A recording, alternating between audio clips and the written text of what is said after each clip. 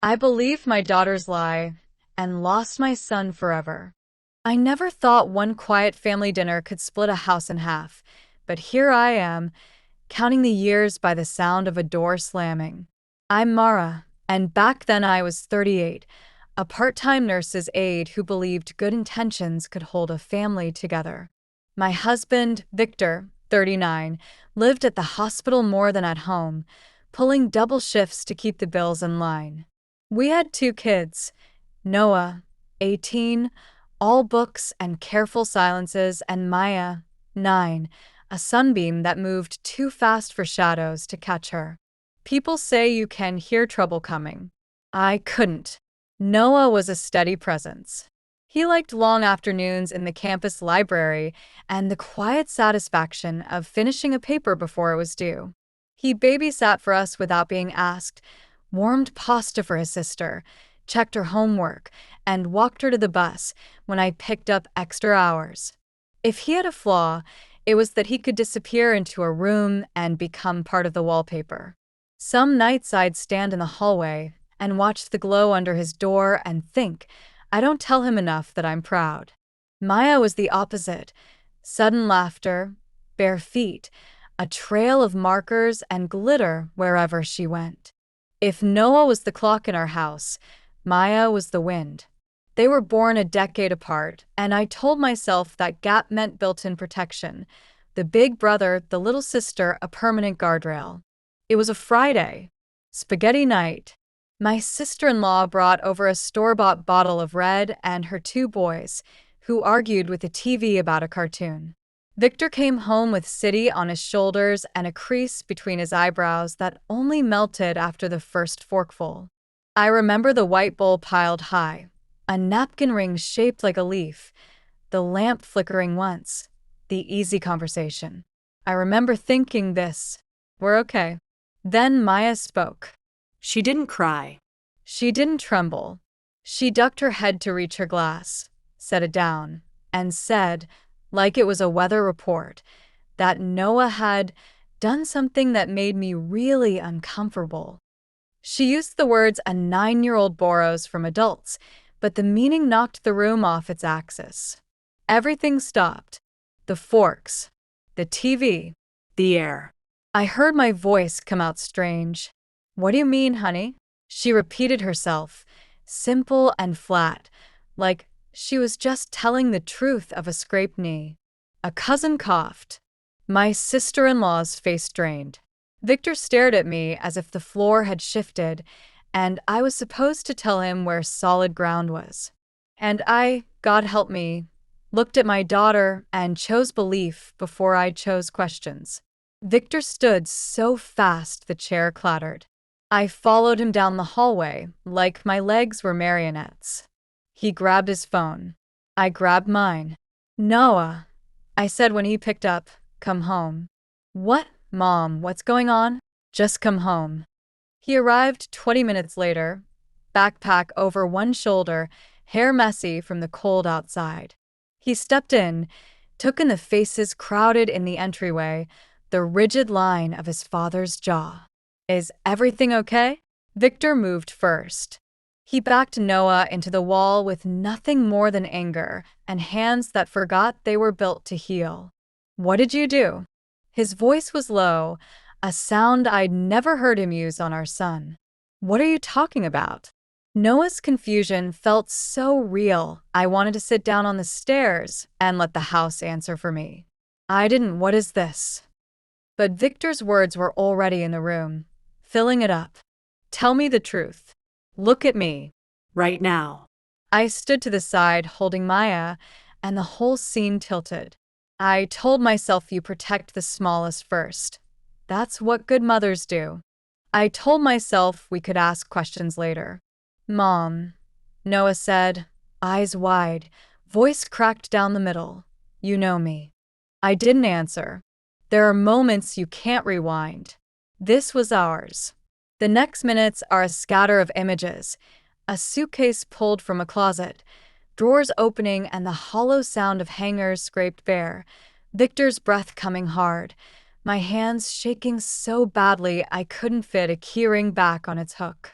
Words I wish I could vacuum out of the air. You're out. Don't come back. Maya pressed her face into my shoulder. The front door, loud as a verdict. Noah stood on the porch in the thin light from the hallway. It hit his face at an angle that made him look younger and older at the same time. His nose was bleeding one bright line, and for a second I thought, I will wake up from this. He looked at me, and I saw something break that I didn't know had hinges. "Mom," he said quietly. "Please." I didn't move. He stepped backward into the cold. The door closed. The house swallowed the sound and went still. We changed the locks the next day. Victor canceled the automatic payment for Noah's meal plan and called the registrar about his on-campus job. "We can't have him in this house," he said, and the "we" made me complicit even when I told myself I was just going along until we could think. When my sister asked if we were seeing a counselor, I said, "We have it under control." When a friend suggested we take Maya to talk to someone trained, I answered with the kind of pride that dresses itself up like love. She has us. Weeks turned into a rhythm that looked like peace from the outside. Maya slept through the night again. She drew pictures at the kitchen table. She laughed at the same cartoon the cousins had argued with. Sometimes, after I tucked her in, I'd stand in the doorway and think, we made the hard choice. We did what we had to do. But at 3 a.m., the house told the truth. I started seeing him on the floor again. The red of a nosebleed. The look that said, I am trying to hand you the key to believing me, and you won't take it. I'd wake up and sit in the dark on the edge of the tub, counting tiles to keep from crying loud enough to wake Maya. I told myself good mothers hold the line. Good mothers keep the younger child safe. Good mothers don't waver. I did not ask the questions that started to nibble at the back of my mind. Why did she sound so calm? Why hadn't we called someone trained to help us sort through the worst kind of story a family can hear? Why did we pick a verdict and then work backward to make it look like justice? Victor refused to speak Noah's name. If I slipped and said, "Have you heard?" he'd shut down, a door slamming behind his eyes. He took shorter shifts so he wouldn't have to hear me think out loud.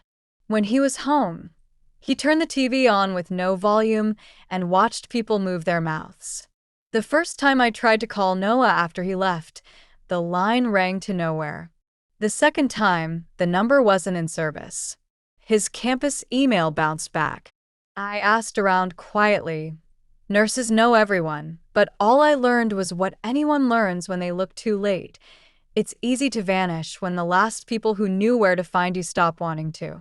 Spring came in small ways. A daffodil by the mailbox. The sound of skateboards in the cul-de-sac. Maya's backpack growing heavy with art projects and crumpled permission slips. I told myself every ordinary thing was a sign that we had done right. The human brain is an expert defense attorney. It can make a virtue out of almost anything. Then the phone rang on a Saturday. I was folding laundry in the hallway, clean cotton stacked like quiet apologies. Maya had gone to an art class with her older cousin. Victor was fixing the loose hinge on the pantry. When the call came, it had the careful voice people use when they need you to sit down. The words were soft and precise. Accident, head-on, ambulance, critical. For a second, the house folded around me like paper. At the hospital, white light ate the corners of the world. Doors opening and closing. Footsteps that never hurried but always seemed too fast. Nurses with calm faces and efficient hands. Maya's small face pale under the tape, a tangle of lines and measured beeps that stared at me like a math problem I didn't know how to solve. I sat. I did not get up for a long time. When Victor arrived, he went straight to the window and stared at the skyline like it had something to say to him. The surgeon talked, and the words arranged themselves into a shape I didn't recognize until they were a sentence.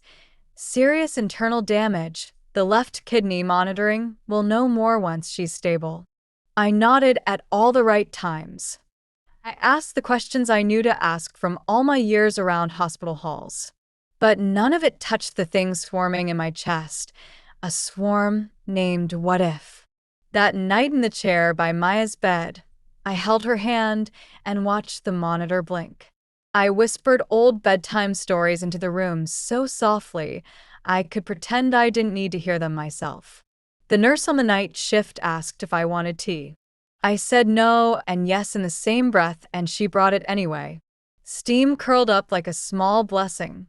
Sometime after midnight, when the beeps had become the room's heartbeat and Victor had turned to stone in the corner, Maya's eyelids fluttered.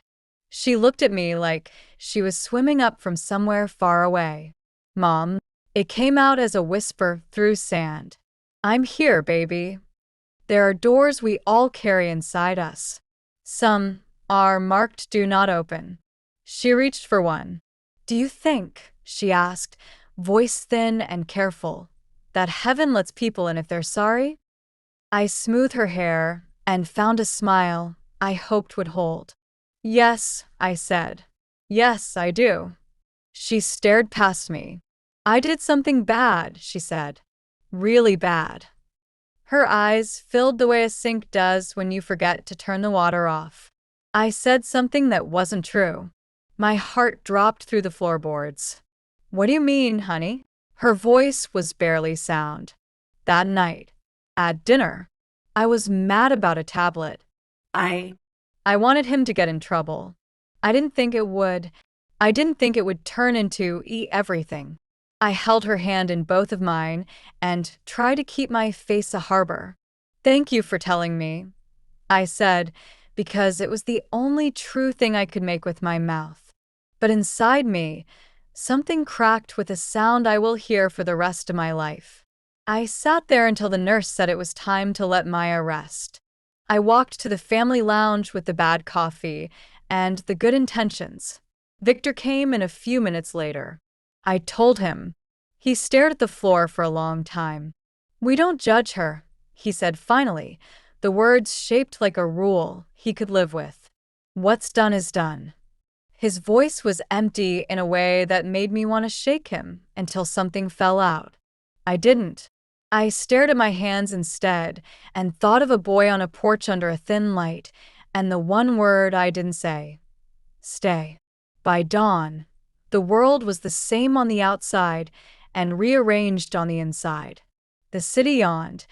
The nurse changed the bag on the floor.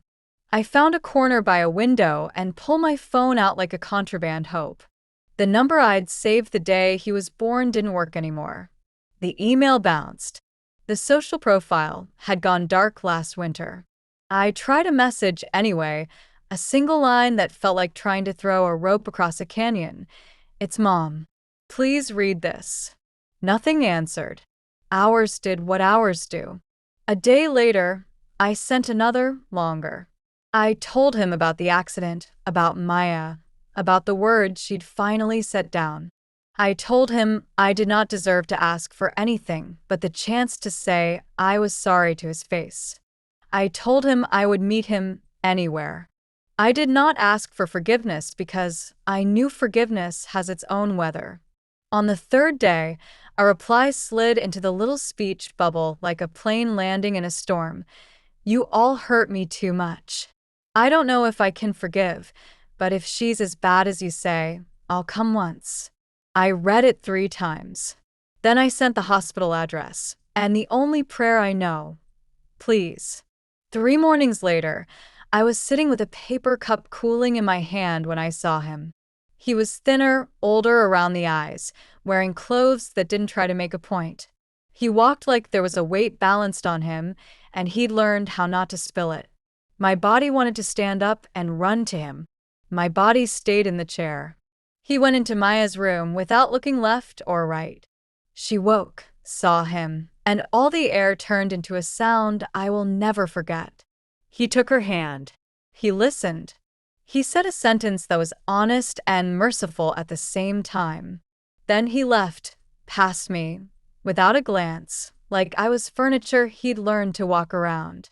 The chair under me felt like it didn't belong to this world. I watched the elevator doors close, and the reflection of a woman I recognized only by the ring on her finger looked back. There's a kind of quiet that isn't peace. It's the hush after a bridge groans and settles, and the river keeps going underneath like it doesn't care. That's what the hallway felt like. Somewhere down the corridor, a nurse laughed at something small and good. I sat still and held my breath and wished time had handles. That night, a doctor used the word we'd been trying to avoid: transplant.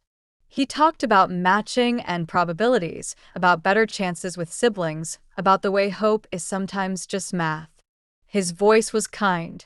His face was tired. My nod felt like a lie and a promise at the same time. I lay back in the recliner by Maya's bed and stared at the ceiling tile with the tiny gray flecks that looked like a map of a country I'd never visited. I counted them until they were stars. I told myself a story where everything turned out the kind of story I used to tell when they were both small, and bedtime was an invention that worked.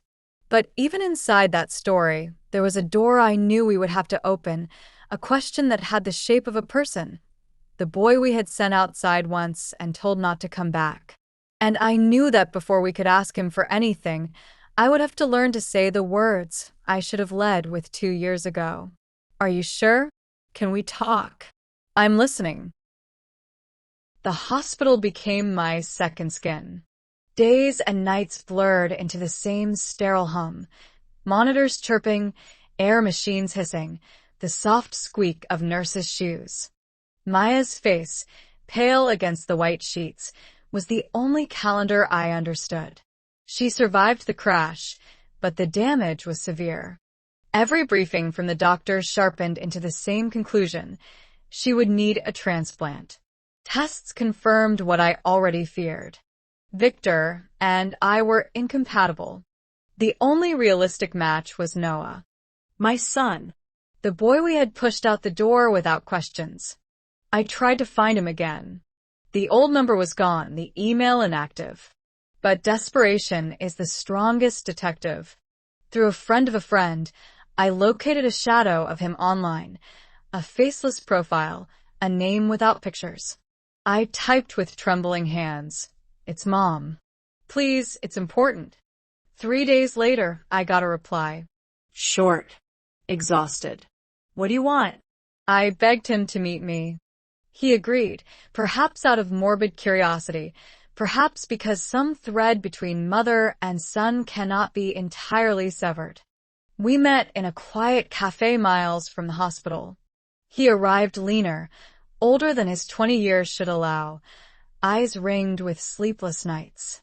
He carried nothing but a backpack and the kind of guarded silence that belongs to those who have learned pain as a language. Victor sat beside me, arms crossed.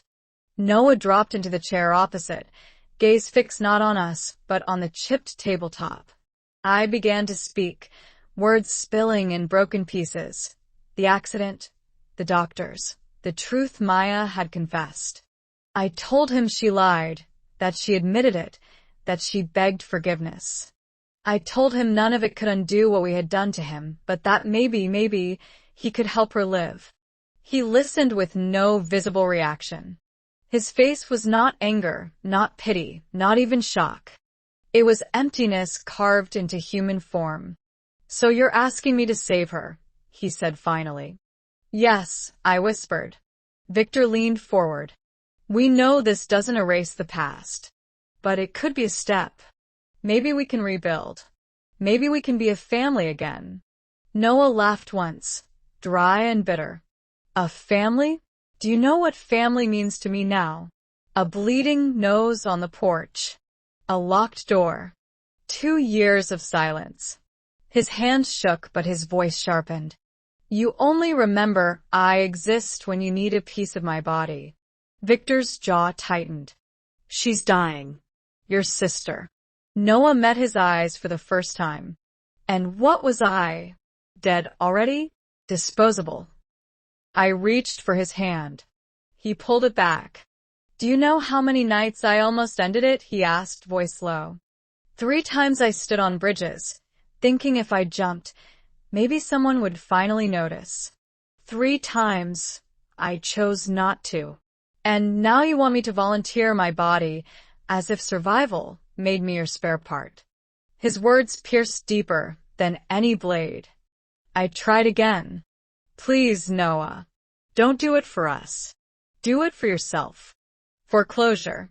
He shook his head slowly.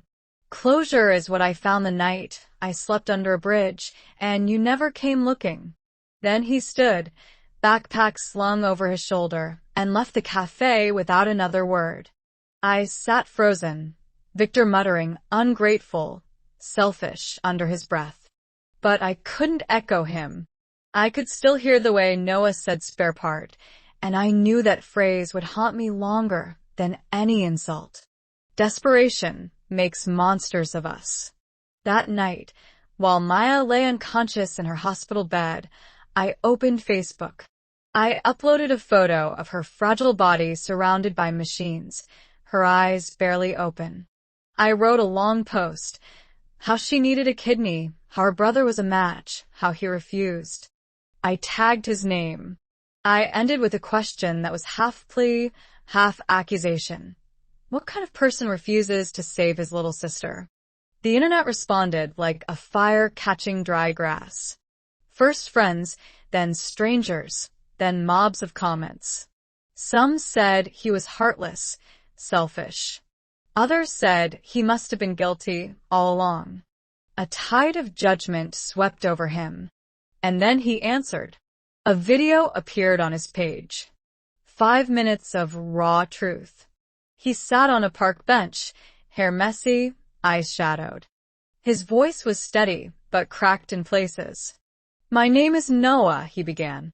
2 years ago, my family threw me out because of a lie. I was 18. I lost my home, my future, my name. I slept on sidewalks, starved, thought about dying more times than I'll admit.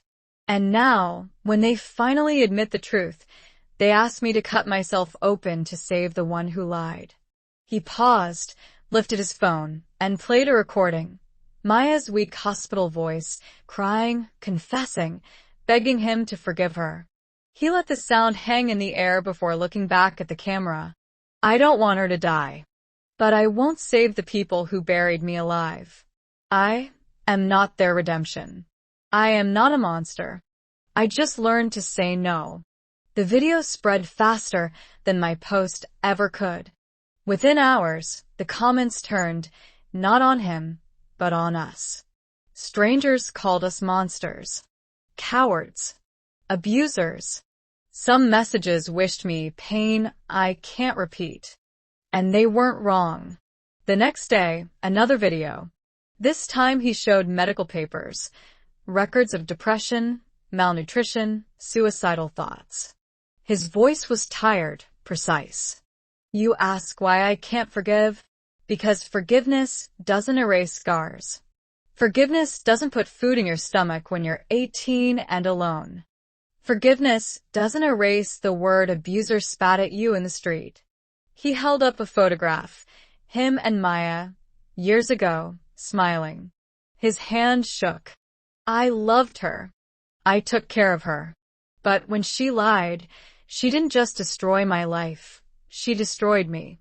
My kidney is not the price for anyone's guilt. I will not donate. He tore the photograph in half and let the pieces fall. I watched that video in the hospital bathroom and vomited until there was nothing left. When I returned to Maya's room, she was crying, phone in hand. Everyone hates me, she whispered. Even him. I held her, but my arms felt hollow. The internet had already decided. To them, Noah was the survivor, the victim, the hero who refused to be sacrificed again. Maya became the liar, the manipulator. And I, the mother who chose silence, was nothing but a villain in their eyes. And perhaps they were right. The days after Noah's videos felt like standing under a flood. The hospital smelled of disinfectant and fear. Maya's body grew smaller against the machines, her cheeks hollowed, her skin thin as paper. The doctors told us bluntly, The transplant window was closing. Every hour mattered. But Noah had vanished. After the second video, he deleted his accounts, changed his number. He disappeared the way people do when they've been hurt enough times to know the world won't come looking. Victor paced the apartment like a storm, muttering words I won't repeat, cursing his son for refusing to save his sister. He called him selfish, cruel, inhuman. But I couldn't echo him this time. Because in every insult, I heard an echo of the night 2 years ago, and the truth none of us could outrun. Noah was broken because of us. Maya's condition worsened. The machines beeped faster, then slower, then in rhythms that made my stomach twist. She woke some nights crying not from pain, but from the comments she had read online. Liar. Manipulator. Monster. She whispered, "Does he hate me?" I had no answer. And then one morning the doctor asked us to step into the hallway. His face said everything before his mouth did. "Prepare yourselves. She's not responding. It's only a matter of time." I walked back into the room and sat beside her.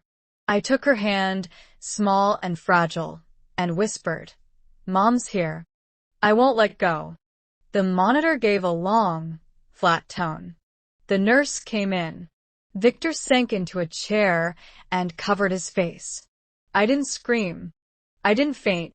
I just held her as long as they let me, until they pried her from my arms. The funeral was small, cold. Most of the family didn't show. Some were ashamed, others too angry. People whispered behind their hands, their eyes sliding away when I looked up. And then he came. Noah. He walked in quietly, thinner than before, dressed in plain black. He didn't greet anyone. He didn't cry.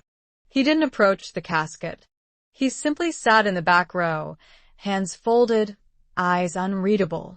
When the service ended, he rose, walked to the front, and laid a single flower. No words. No glance at me or Victor.